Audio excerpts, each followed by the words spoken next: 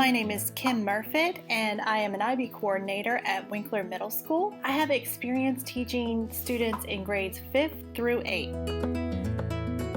One of the projects that I completed with students was centered around the Sustainable Development Goal number 1, which is no poverty. This was completed with 7th grade students, and I titled it Saving Empathy because it was really an investigation into empathy as well as cost of living, poverty, homelessness, and so on. And when it came down to really completing the work, I didn't want it to just be only one focus.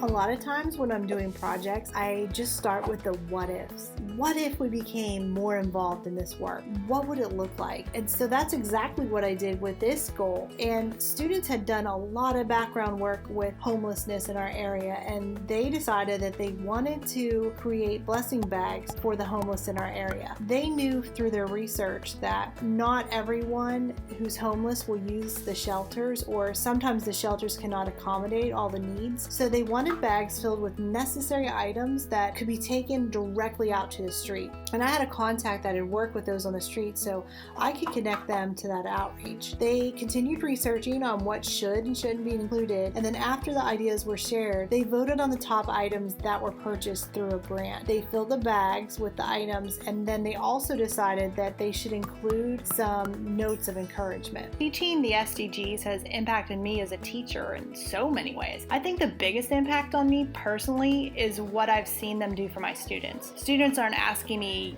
why are we learning this? Because they're able to see their learning put to real use. It makes teaching so much more meaningful. And I've seen the student engagement and curiosity sort of just explode within the classroom. Teaching with the SDGs impacts the school environment as well. I think there's just a greater sense of school community. We're all connected, our goals are clear. It's more about us being in this work together instead of just working independently and isolated within our classrooms. To me, the learning outcomes of the SDGs are about showing students their place in our world.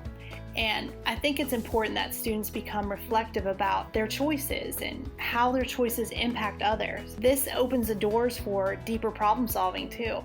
Greatest of all, it creates a pathway for students to take action. I think that too often our students are willing and able to take action, but we aren't necessarily creating the pathway, and teaching the SDGs allows for this.